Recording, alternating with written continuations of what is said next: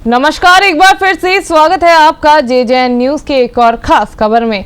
सोमवार को प्रदूषण नियंत्रण बोर्ड के सचिव सुशांत पटनायक रामनगर पहुंचे हैं। आपको बता दें कि वन विभाग के अधिकारियों ने उनका स्वागत किया, तो वहीं उन्होंने कॉर्बेट टाइगर रिजर्व में पर्यावरण संरक्षण और सफाई को लेकर रिजॉर्ट स्वामियों की बैठक लेते हुए आवश्यक दिशा निर्देश दिए। उन्होंने बताया कि केंद्र सरकार और सुप्रीम कोर्ट द्वारा पर्यावरण संरक्षण और नदियों की सफाई को लेकर लगातार गाइडलाइन जारी की जा रही है, जिसको लेकर विभाग द्वारा उत्तराखंड के कई इलाकों में इसको लेकर निरीक्षण किया जा रहा है। उन्होंने बताया कि बैठक के दौरान मौजूद सभी रिजॉर्ट स्वामियों को सरकार और सुप्रीम कोर्ट गाइडलाइन के बारे में जानकारी देते हुए इसका 100% पालन करने के निर्देश दिए गए हैं। उन्होंने बताया कि जो भी नियमों का उल्लंघन करेगा उसके तहत कठोर कार्रवाई की जाएगी। वहीं उन्होंने बताया कि पूर्व में रामनगर में कुछ रिजॉर्ट स्वामी द्वारा रिजॉर्ट का सीवरेज कोसी नदी में डाला जा रहा था, जिसका संज्ञान लेने के बाद वन विभाग द्वारा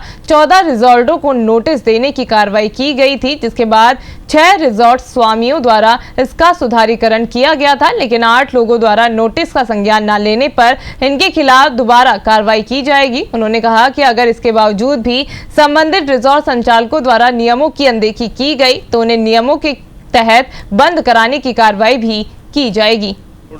कॉर्बेट टाइगर रिजर्व और रामनगर डिवीज़न, तराई वेस्ट डिवीज़न के साथ मिलकर, वन विभाग के साथ मिलकर हमने ये कार्यक्रम किया है, जहाँ पर जो मेजर स्टेक होल्डर इस क्षेत्र में सॉलिड वेस्ट मैनेजमेंट और प्लास्टिक वेस्ट मैनेजमेंट को लेकर के है, रेसोर्ट ओनर्स, उनके साथ संवाद किया, उनको जानकारी दी solid waste management, liquid waste management का वेरियस रूल्स के बारे में, रेगुलेशन के बारे में, CPCB के गाइडलाइंस के बारे में, विभिन्न माननीय न्यायालयों द्वारा, स्पेशली NGT द्वारा जो आदेश पारित किए गए हैं सॉलिड वेस्ट मैनेजमेंट, उसके बारे में भी जानकारी दिया।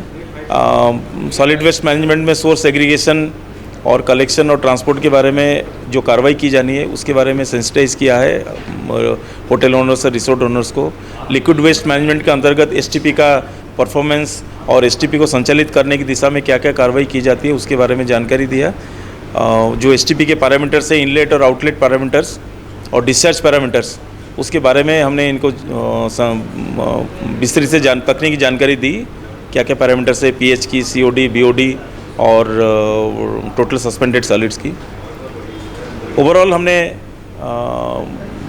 ये संदेश देने की कोशिश की कि जो सॉलिड वेस्ट मैनेजमेंट है, जो लिक्विड वेस्ट मैनेजमेंट है, इस पर्यटन, रामनगर जैसे पर्यटन क्षेत्र में जनित हो रहा है, उसके सेफ डिस्पोजल के लिए हमें कलेक्टिवली काम करना है।